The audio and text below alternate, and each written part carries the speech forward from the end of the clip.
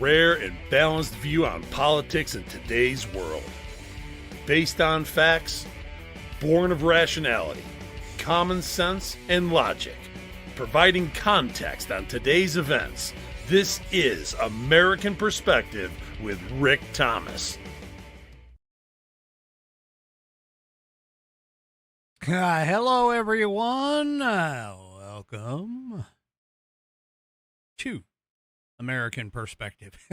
Sorry, I got a little distracted. I did a real quick test. I was testing some things, and I was testing something on my end to check and see if I could transmit one chat to every chat, because that's one of the integrations that I use. And occasionally that integration breaks. And I did. It's broken. It's broken to X and to Facebook now. So for whatever reason, I can't post in one place and have it show up everywhere. What a mess. Anyway, to respond to you, Free Chevy, I'm just going to say, you should scroll up and see what, let's see, what my news was doing earlier. Anyway. Yeah, you got to run over to X, or not X, sorry. You got to run over to Rumble. Seriously, you got to get into Rumble. The Rumble chat is very entertaining. The group over there is the OG Whiskey Warrior P1s for the most part. And, yeah, I mean, there's some OGs that are on Facebook, you know, that are over there. But yeah, definitely the OGs, the originals, Whiskey Warrior P1s, they're all over on Rumble. So if you want to get entertained, all you have to do is just watch the chat, man. You don't even have to necessarily participate, although they would love for you to participate. That being said, all you have to really do is just watch the chat and get a laugh. You can get a laugh all over. Anyway. They're now making each other into margaritas. Anyway. All right. Oh, this is just anyway. I guess, zero, or, well, I don't know about zero participation, but money and percent and whatever. Anyway, yeah. Oh, $5 participation. Wait a minute. I thought it was $5 for whining. Anyway. All right. Let's go ahead and, yeah, they're going to go into rare form tonight. Let's go ahead and get things, kicked off here properly. And we are now at the top of the order. So tonight is Amy. Amy is up for the Pledge of Allegiance, so if you are of mind, please stand or remove your hat if you're wearing one like me. Place your hand over your heart and follow along with Amy as she recites the Pledge of Allegiance.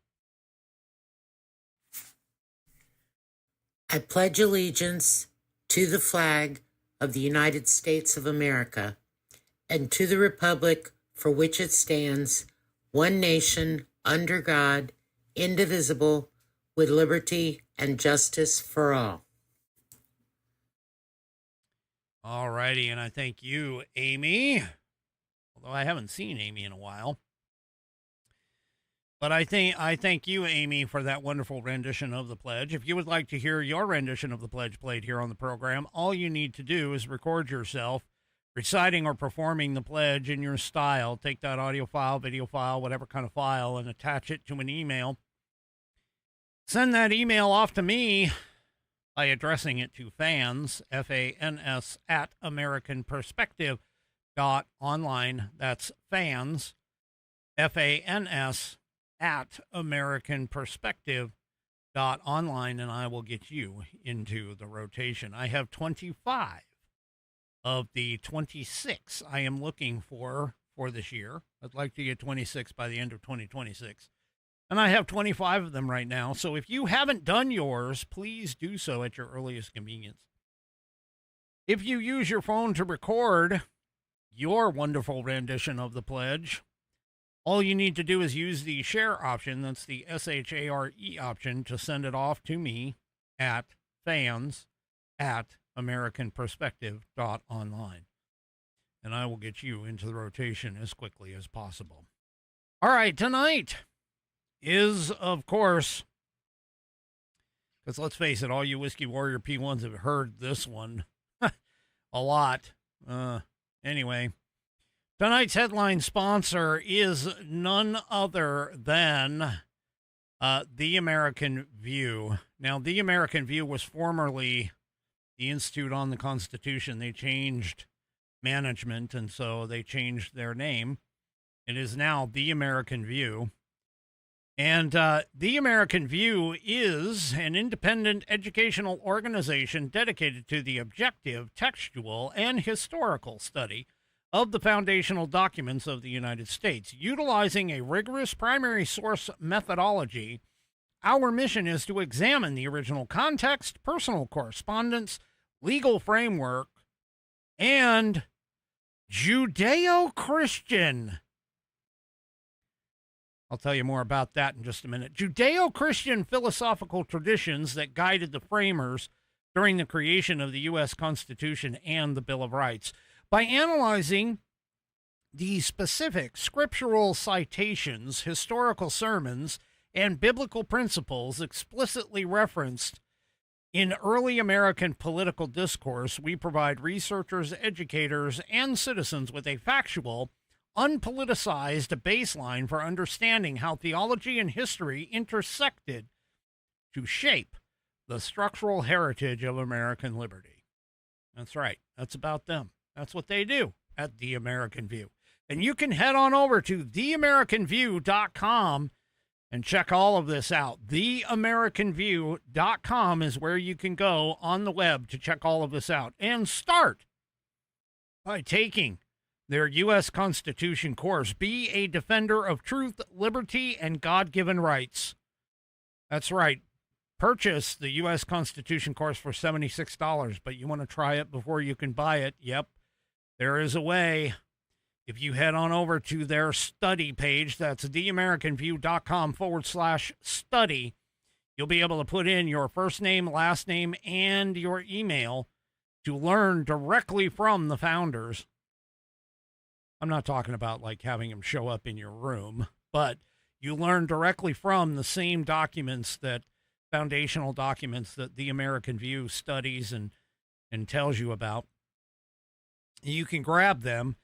Grab your first lesson by entering your first and last name, your email address. Click this button that says Get Lesson 1 free, and you will be able to learn at your own pace with their nationally recognized 100% online course. It's 12 short lessons. Each lesson is about 15 to 20 minutes long, and you'll be able to study directly from the foundational documents, man. I'm telling you, this is incredible. And you can help them out by joining their community, becoming either a donator or sponsor, become a member, or even better yet, become an instructor. Go ahead and leave a legacy, restore the constitutional republic, and prepare the future by hosting a course in your community. It's time to lead. Become an instructor by doing 3 easy steps. Watch this video to find out how. Right here, watch this one on the left, and then watch this 5 tips for a successful class to get yourself prepared. You can go and pick up your instructor kit by heading on over to the shop. When you go to the shop, you can also find not only the Constitution course, but other educational resources, self-evident apparel, other instructor materials, because they have more than just one class. They have multiple classes. And you can go to my personal favorite right here, right above, is the Legacy Library. Man, let me tell you, this Legacy Library is filled with leather products. I love my leather. That's right. You can get the Leather Declaration of Independence, the Leather Bill of Rights. These are wall hangings. Leather Magna Carta, the Leather U.S. Constitution wall hanging. But start off with a fantastic reference material that you can carry with you at all times. Right here is the leather-bound U.S. Constitution of the United States. My Whiskey Warrior P1 3 Chevy says each rounded corner book comes with a 100-year guarantee such that all Roman numerals and otherwise are in numerical order, because what kind of order would they be in? What other kind of order would they be in? Man, I screwed that up. Sorry, 3 Chevy. And G says this is a version of the Constitution that wears leather armor, rough and ready stitching that makes it a match against any adversary. We cannot forget the sexy rounded corners. So let's take a look at this thing. We've got an 1/8 of an inch of Saddleback leather wrapped around pages that are water and tear resistant. No cheap glue here. There's that stitching. Ha ha! Through the pages and the leather, binding it all together. It's got a 100-year warranty against materials and manufacturing defects, such that if you have a problem with this item, you can send it back to the manufacturer and they will either fix it or replace it for free. It is Buddy tested, Buddy approved, Billy tasted, Billy approved, and my youngest Whiskey Warrior has confirmed the information contained within will help you study for and achieve your civics badge in Scouts, not to mention that civics exam and your naturalization test. 3 for 1 right here in a pocket-sized heirloom that you can pass down for generations to come. Head on over to theamericanview.com, go to their shop, go to their legacy library, where you can pick this up today. And I encourage you to head on over to theamericanview.com, check out all of their offerings. Don't forget to think about becoming an instructor. I'm telling you, rewarding, leaving a legacy, and correcting all of the idiots that are out there. Head on over to theamericanview.com, and I thank The American View for being a sponsor of this program. So what I was saying in terms of the Judeo-Christian Foundation, man, Gorsuch, I wasn't intending on talking about this, but I'm going to anyway, because this is just crazy. Gorsuch wrote that anybody who talks about our country being a Christian nation, it is a myth, which is a bunch of crap. It is not a myth. It is, you can see it in every single writing that we have. See, the leftists, they grab onto the one statement, the one taken out of context statement by Thomas Jefferson, which wasn't even in a legal document other than it was a letter between him and the Danbury Baptists. And they grab onto that and they say, see, this is from the most secular, which he wasn't, but the most secular president of the founders, you know, because he was president at the time. He was number 3. Anyway, it's a whole bunch of bull hockey. Trust me. We are founded on Judeo-Christian principles and values. It is littered all throughout our history. There's so much information. Not only was it, you know, John Adams who said that the Constitution itself is created for a moral and religious people, and it is wholly inadequate to any other. The fact that John Adams himself said that he doesn't follow the Christian religious tenets, but that he called himself a Christian. He didn't follow Christianity itself, but he called himself a Christian.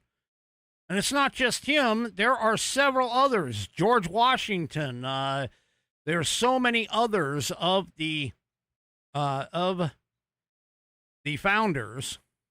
I think there were 56 signers of the Declaration of Independence. 54 of those 56 were Christian-based faiths, Protestants, etc. Protestant being the most common among them.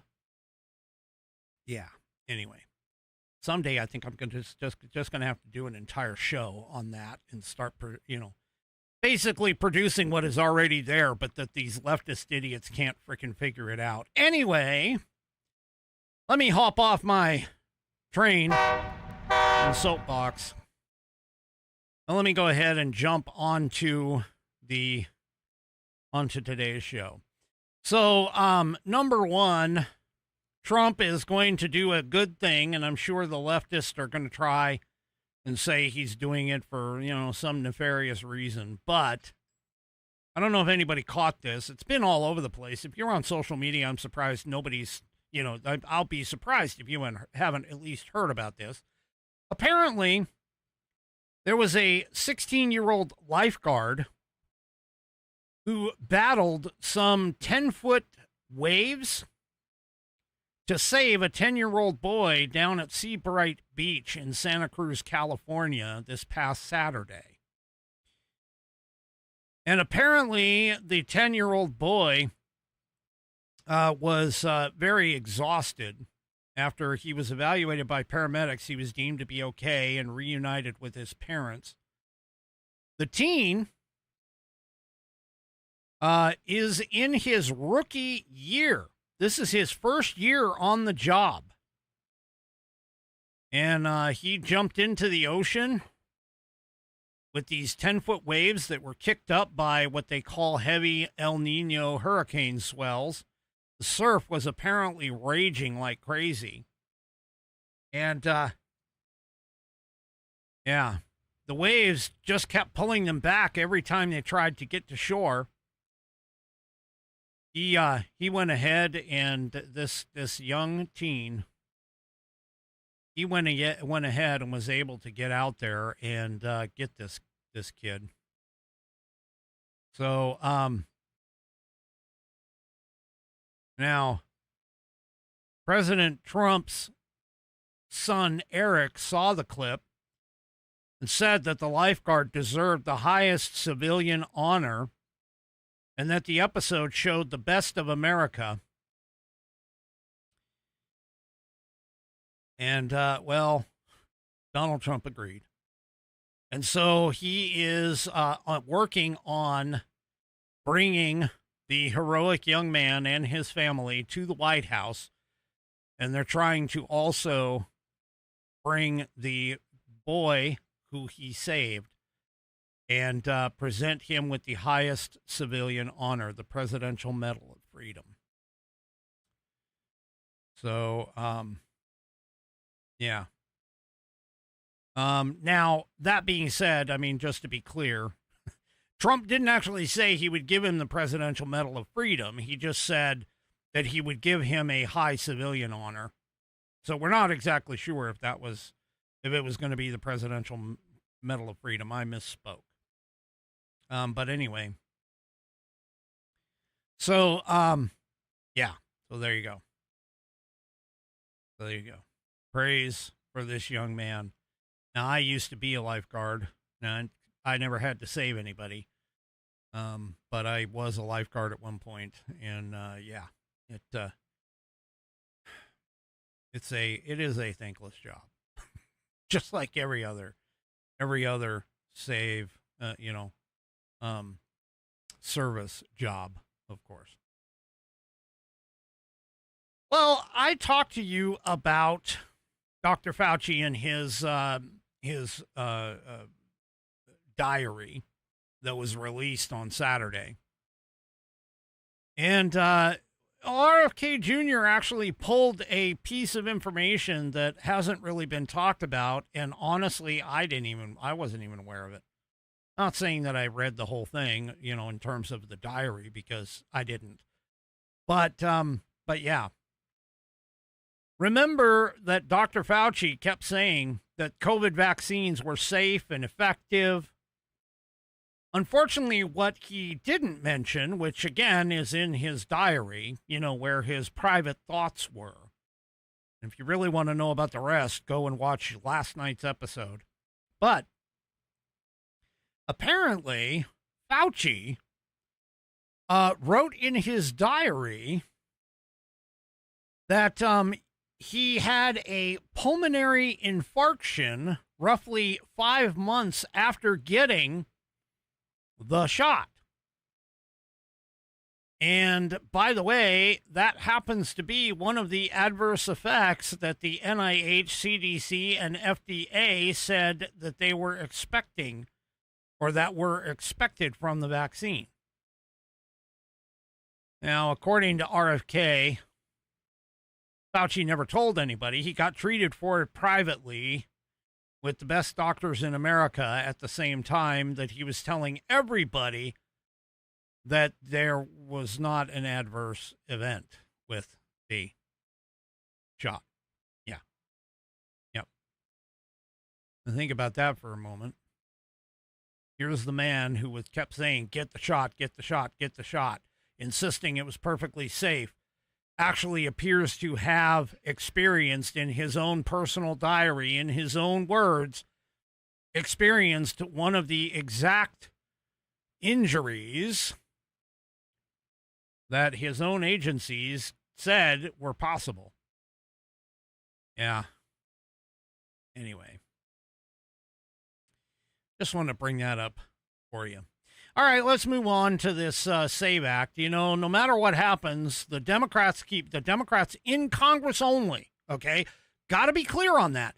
The Democrats in Congress only are the ones that are fighting against the SAVE Act, because even 75+% of Democrats, they all are like, yeah, we should have voter ID. And that's just not one poll. That's multiple polls. Here's another poll, McLaughlin poll, finds that more than 80% of Americans say only U.S. citizens should vote in federal elections, and that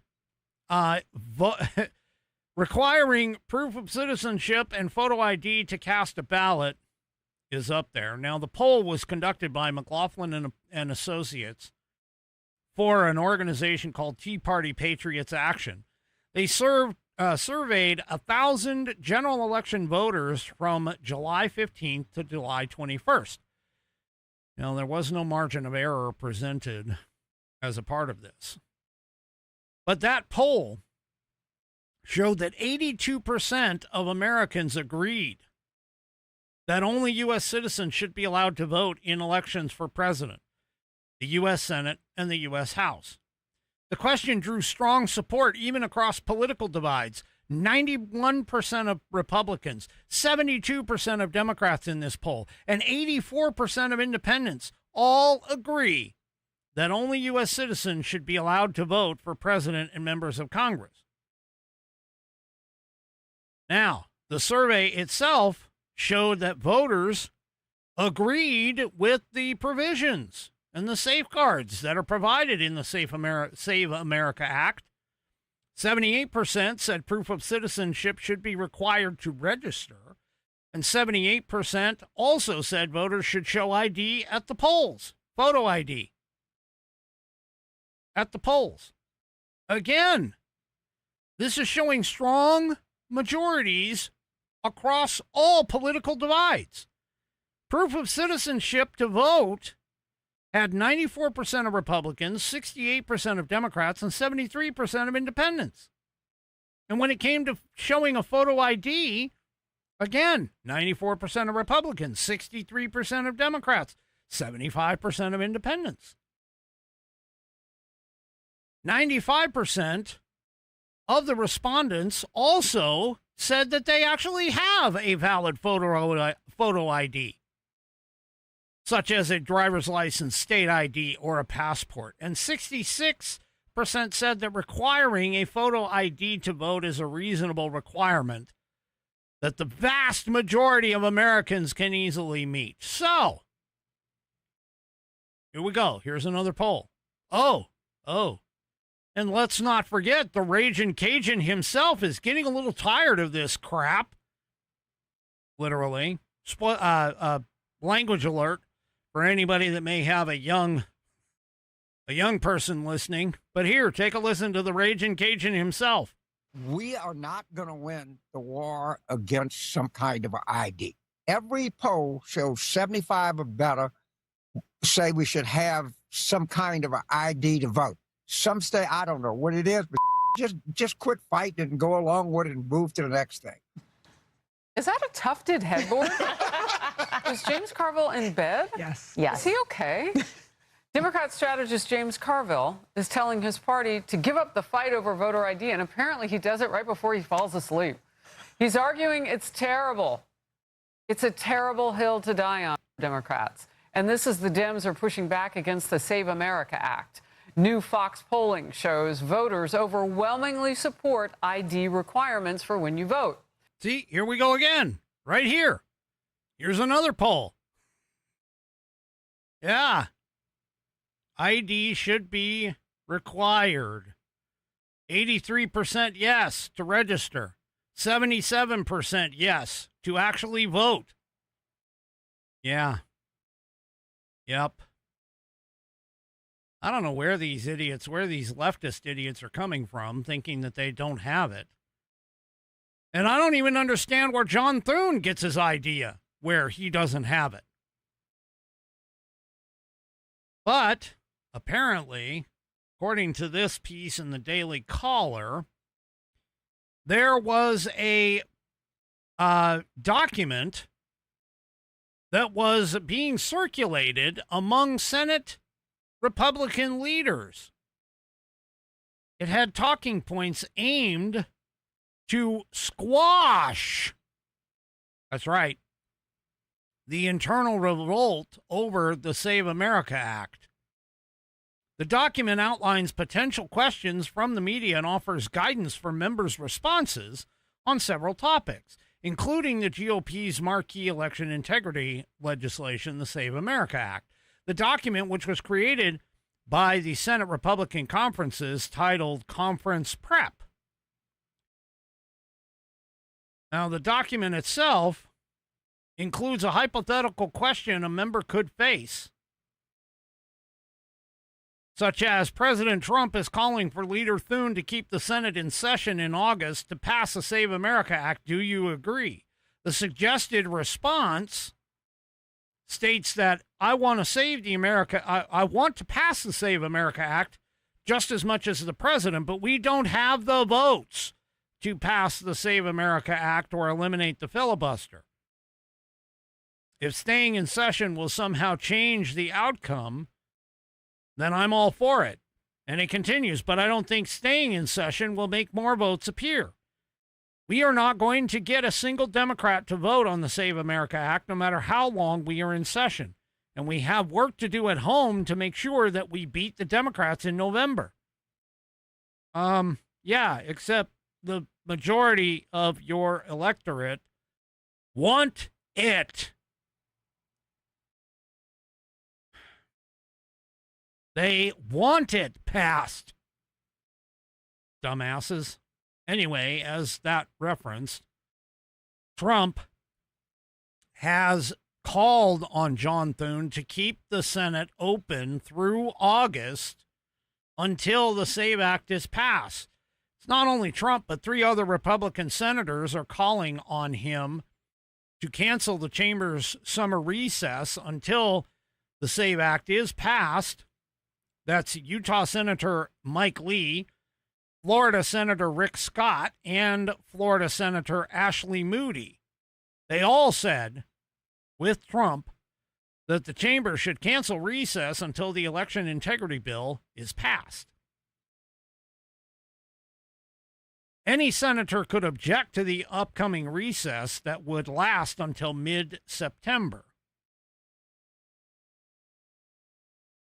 Now, Trump posted on True Social yesterday, John Thune should not allow the United States Senate to leave town until it passes the Save America Act, or far better still, terminates the filibuster, where Republicans can then quickly pass everything they ever dreamed of, including a full and deep-throated Save America Act, the budget, and the ever-looming debt ceiling disaster. 1929. He goes, the Democrats will do it on day one, and can't believe how lucky they got with this Senate leadership. Remember, stupidity always brings losing and death. Yeah. Lee said on Sunday that he would object to any effort to enter recess until the election integrity bill passes. Now, all of that being the case, Chuck Schumer and the Senate Democrats, of course, have all been saying that they are going to block the election integrity bill, calling it dead on arrival. So, of course, even the Democrats are bucking their electorate over all of this. Thune claims that he does not have the votes to pass it.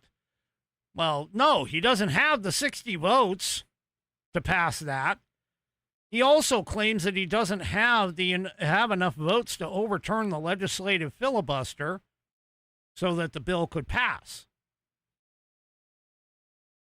So, yeah. Anyway, Chuck Schumer responded to a July 27th post on X saying it's a new week in Washington, but one thing remains the same. The SAVE Act is dead on arrival in the United States Senate. It will not pass, not now, not ever. So, yeah. Now keep in mind, this is still following the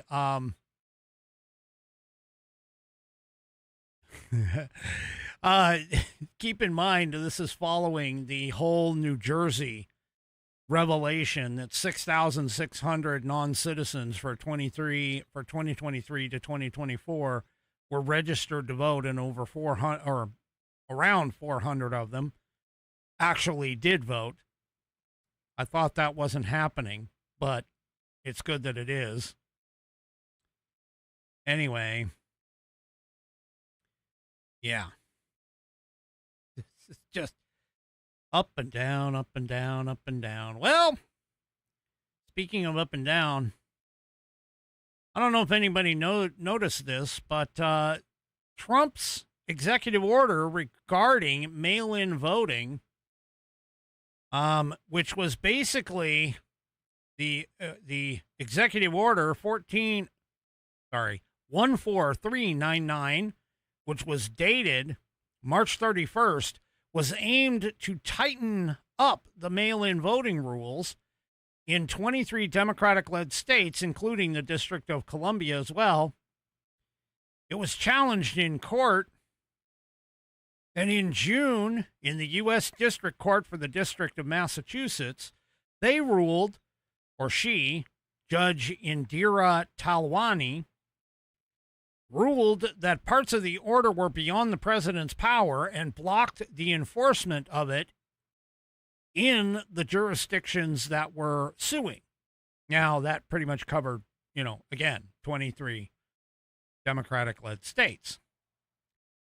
The rule applies only to the ones that sued. That includes California, Massachusetts, Maryland, Arizona, Maine, and New Mexico.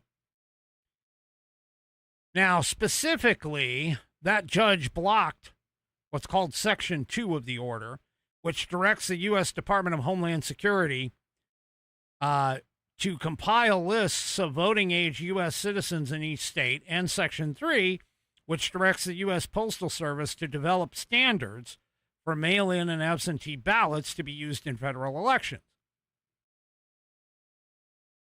The thing about it is that they are sitting here talking about the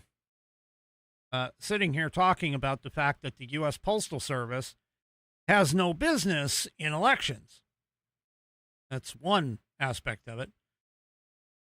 Now, on July 25th, the U.S. Court of Appeals for the First Circuit actually upheld Talwani's order. A majority of those First Circuit Court judges held that if the executive order were to take effect for elections taking place in September and November, it would sow confusion and threatens disenfranchisement of many eligible voters. Well, Trump decided to bypass everything and asked for an emergency application, or he created an emergency application that basically says, hey, I want the Supreme Court to block this injunction blocking my executive order.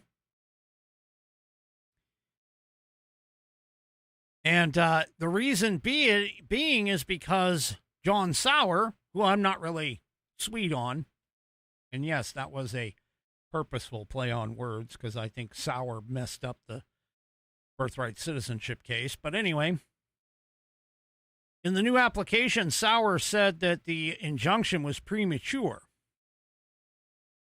He said the Supreme Court has repeatedly and recently recognized the courts cannot enjoin implementation of executive orders that leave open material issues that still need to be resolved by agencies unless and until those agencies can actually take concrete actions that eventually injure the plaintiffs. He says the injunction irreparably harms the government because even if plans to implement the executive order end up being entirely lawful, there's not enough time to obtain ordinary appellate relief from the injunction in order to carry them out before the November election. Basically, what that means is he's asking for the Supreme Court to interfere, to step in and interfere, because normal processes of appeal would not allow them to actually implement anything, which is kind of part of the purpose. Okay. Well, the appeals court, the federal appeals court, today has saved this. Like I said, yo-yo, baby. The U.S. Court of Appeals for the District of Columbia panel held up a May ruling.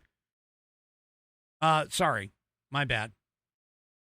A federal appeals court, I should say. The federal appeals court on July 28th turned down the attempt from the Democrats, including Senate Minority Leader Chuck Schumer, to block the overhaul of the rules of mail-in voting. Now, the judges did say, even though they blocked it, the judges did say they could rule differently down the road. Because the judges on the panel said at the present time that the courts actually cannot act against the president and his administration. They said, in their opinion, while the plaintiffs have identified a number of serious questions concerning the lawfulness of proposed actions, if implemented on the threshold of the upcoming federal election, this case is unlikely to unripe for review in its present posture. Like, if the defendant agencies take steps to implement the executive order in a manner that violates federal law or the Constitution, plaintiffs can promptly seek relief, which the district court and this court can decide in as expeditious a manner as circumstances require. Basically, what they're doing is they're going back and forth. They're basically saying, well, you know, nobody has, the executive order came out. He got sued for the executive order. The executive order hasn't been implemented yet. And so because it hasn't been implemented yet, technically, there is no harm, no foul. So the courts, technically, as one of the requirements for standing, have to be able to take some sort of an action to remediate. Basically, what this means is that you can't sue somebody for something that hasn't happened yet. For an example, if I talk about potentially robbing a store, but all I do is I talk about it, I haven't done it, I haven't gained any, I haven't grabbed any material, I haven't, implemented any plans. All I've done is talk about it. Well, I can't get arrested for stealing from that store because I haven't stolen from that store. Nothing's been implemented yet.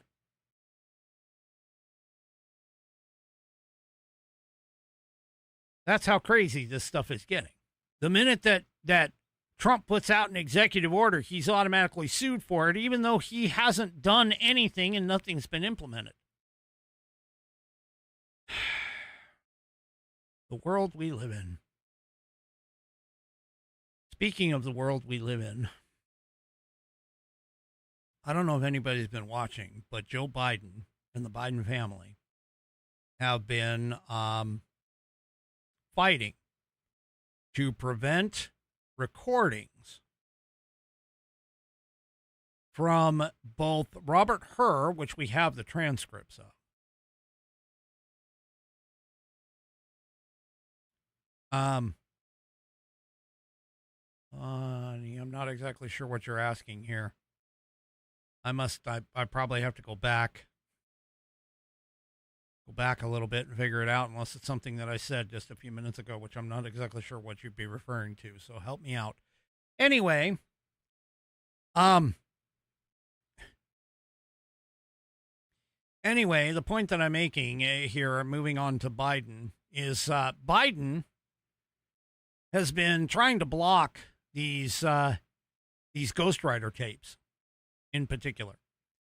And mainly just because of the fact that the ghostwriter tapes, they want to prevent people from seeing how bad Joe Biden actually was. He also potentially broke the law.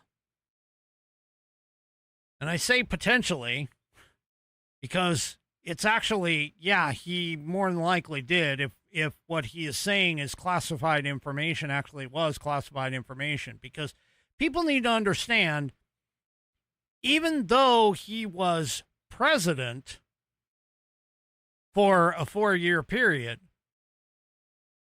okay? Oh, no. I wasn't talking. No, Bonnie, you missed it. I wasn't talking about the tariffs. I was talking about Trump's executive order getting implemented or not getting implemented yet. So there you go. Anyway. All right. Where was I? Oh, yes. Biden. So Biden was saying in his classified documents case, he was saying, oh, no, I didn't have any classified documents. And yet he was found to have classified documents all over the place.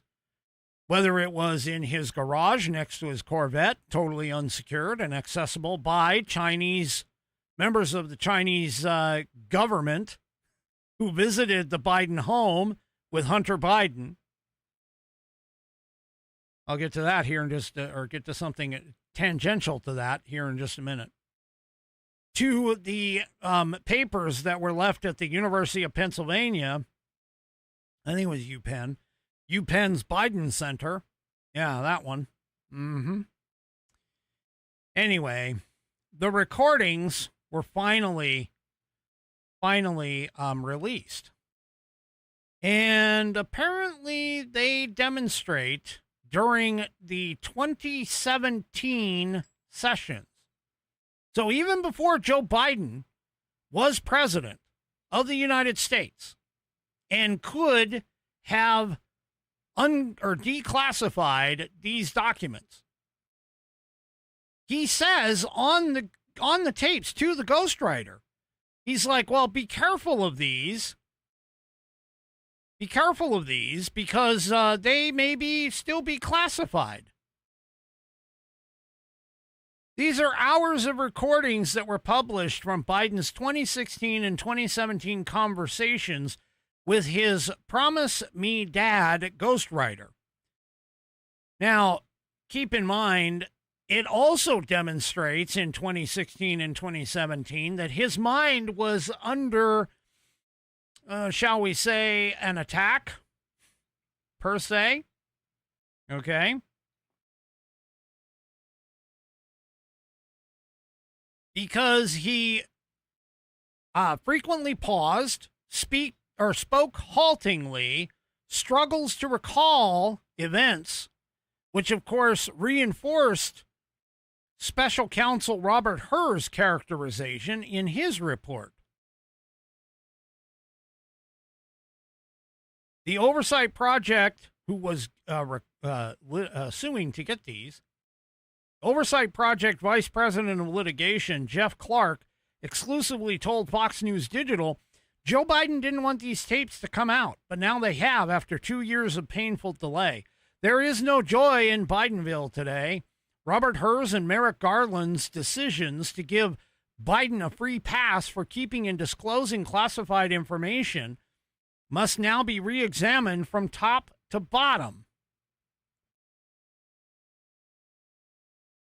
Her investigated Biden's handling of the classified documents dating from his time as vice president in the Obama administration and as a U.S. senator previously to that from Delaware. Her decline to pursue criminal charges because he concluded that the prosecutors could not prove beyond a reasonable doubt that Biden willfully retained the or disclosed the material. They couldn't prove it. Yeah, the tapes are here.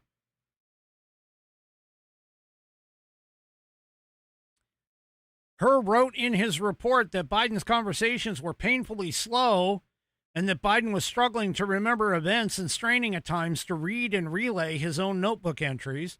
Biden's memory was significantly limited both during his recorded interviews with the ghostwriter in 2017 and his interview with our office in 2023. Now remember, his conclusion came to the fact that Biden could appear to a jury as a sympathetic, well-meaning elderly man with a poor memory, rather than an intentional violator of classified document laws. However, he does say some of this may be classified, so be careful. This is Biden to his ghostwriter, says, quote, some of this may be classified, so be careful. I'm not sure. It isn't marked classified, but...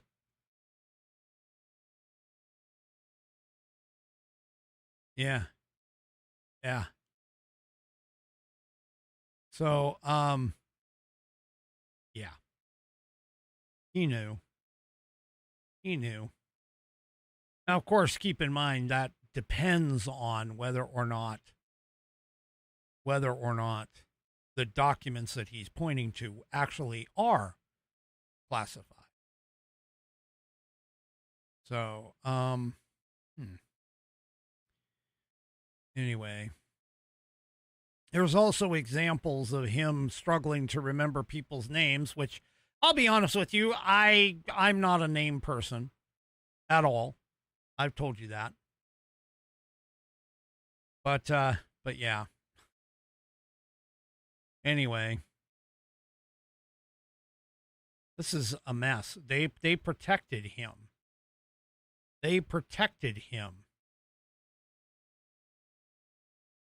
Now, keep in mind, by the way, the transcript that came out also has over 100 pages of transcripts. And of the transcripts, there were several that were covered in redactions, which would indicate that there actually was classified information for all of that. Some of the classified information related to meetings that Biden had with members of former President Obama's National Security Council, many of whom would later join his own administration, including former Secretary of State Antony Blinken, former Defense Secretary Lloyd Austin. Information about those meetings were actually blacked out by the Department of Defense.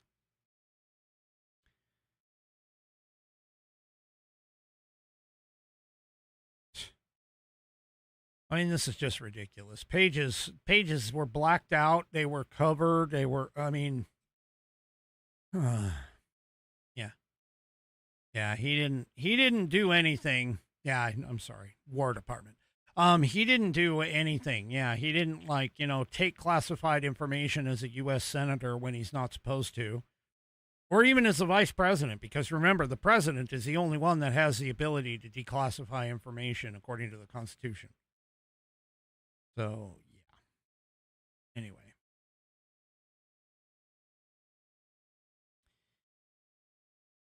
This is sad. Totally sad. Well, remember when I was telling you about the classified documents that were found in the garage and had excessive, there was visitors, Chinese visitors to the house when the classified documents were there in the garage? Now, there's no, I'm pulling a Candace Owens right now because there's no evidence that the Chinese actually got to the documents in the garage, that the Chinese visitors actually even entered the garage next to the Corvette where these classified documents were. But that being said, there's also no evidence that they didn't. So it's a supposition that can't be backed up by anything, which pretty much is the whole thing of Candace Owens and Tucker Carlson's claims on a lot of stuff. But all of that being said, there's actually some documents that were released that, well,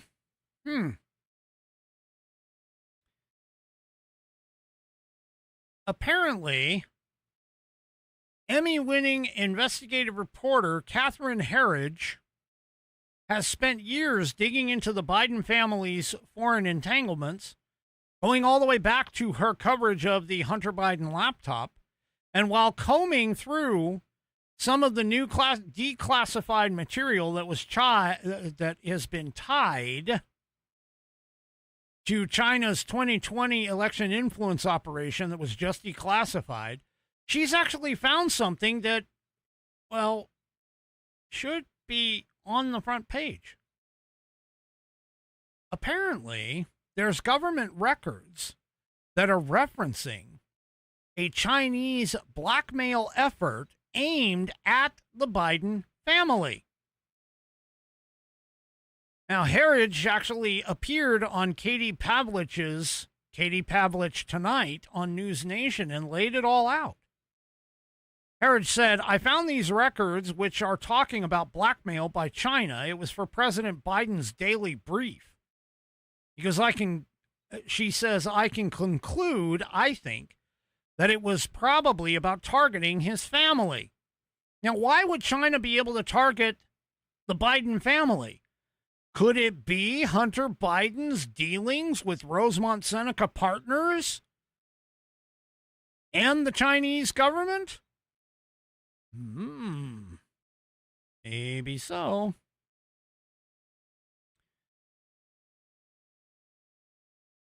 Herridge said, I think in the media or legacy media, there's kind of a willful blindness.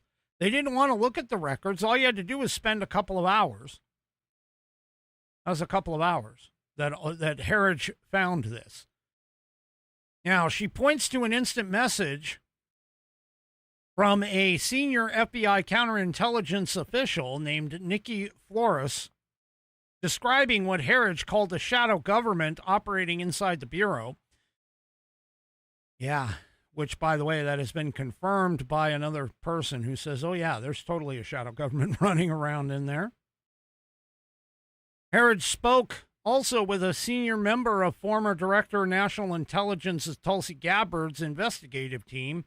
Based on their accounts, officials inside the intelligence community believed that they simply knew better than Trump and that they, quote, had to save President Trump from his own instincts, from his own tendencies, according to Herridge.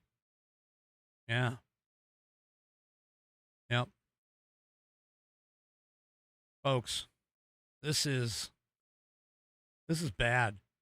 And keep in mind that we've been told by many, many people that the Hunter Biden laptop was Russian disinformation. It wasn't. That concerns about the Biden family's foreign business ties, especially to the CCP, were conspiracy theories. And now we have evidence that the Chinese were possibly going to do a blackmail operation on the Bidens. Talk about a compromised president. Seriously. And, of course, Trump called all of this out. Trump was right that Joe Biden was compromised. And unfortunately, the people whose job it was to actually even talk about it, they were supposed to tell the country. They decided to be quiet about it. Yeah. But we got to ask questions. You got to ask questions like how much of this stuff I mean, the Biden administration, I'm telling you, Obama and Biden, horrible, horrible. Well, you recall that I've questioned, and I do question, the representation out of California, whether it was Swalwell, Bang Banger or Fang Fanger, and his ability to run for governor because he didn't actually reside in the state of California because of California state laws. He needed to reside there, which, I mean, technically he should be residing there considered to be residing there as a representative too. There's also questions in terms of Adam Schiff, whether Adam Schiff actually owns property or resides in California when his main house and mortgage were on a house in Virginia. Well, now there's another Democrat operative that might have a legal problem when it comes to this kind of thing. Apparently, according to this article in Red State, James Tallarico might actually be in a bit of legal trouble in Texas. So, according to this,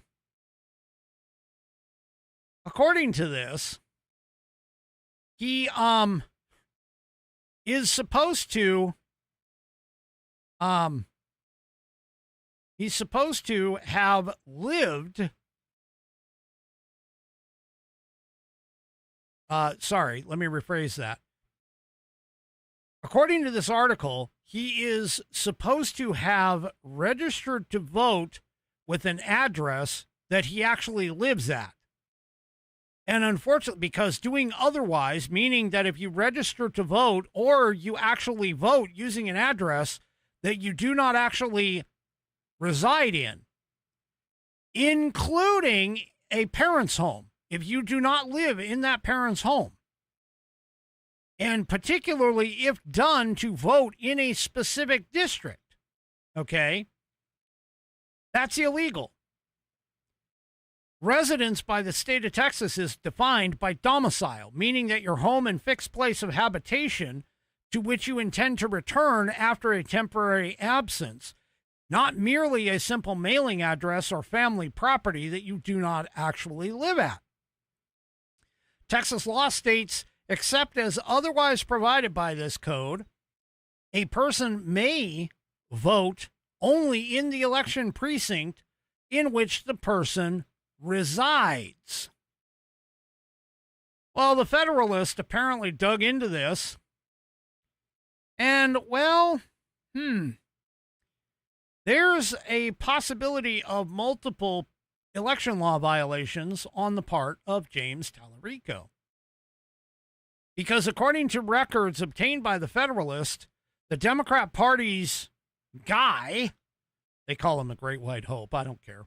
Anyway, he apparently used his mother's Austin address to register to vote in order to launch a previous campaign.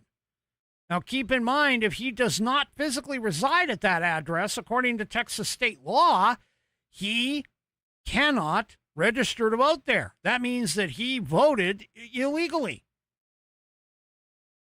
So, this is interesting because of the fact that Tallarico himself has also accused his opponent, State Attorney General Ken Paxton, of illegally voting for the exact same reason. Yeah. And by the way, if you're actually wondering whether or not he actually voted in those races, well, there's an X post by him saying that he voted, dated 2022. November of 2022. So, yeah.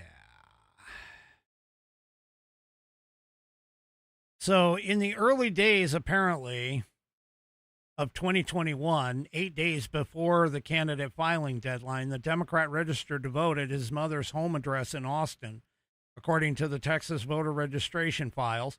There's no evidence that Tallarico actually lived at his mother's home during the period that he's supposed to have lived there. Even if he did, the candidate had to have resided there for at least 1 year before launching his House campaign. See, the Texas Constitution is clear. Candidates running for Texas House seats must have resided in the state for 2 years prior to the election and at least 1 year in the district that they're actually running to represent. Now, keep in mind, his district got gerrymandered out of existence. So, yeah. This is going to be interesting because Ken Paxton actually grabbed onto this. And, guy's an attorney general right now. I wonder where that's going to go. All right, folks. Oh, that is it for me for this evening. Do me a favor, if you haven't already, head on over to rumble.com, get yourself an account. It's free. And once you are signed up and signed in, make sure that you search up the American Perspective channel and hit that green follow button to get notified every time that I go live.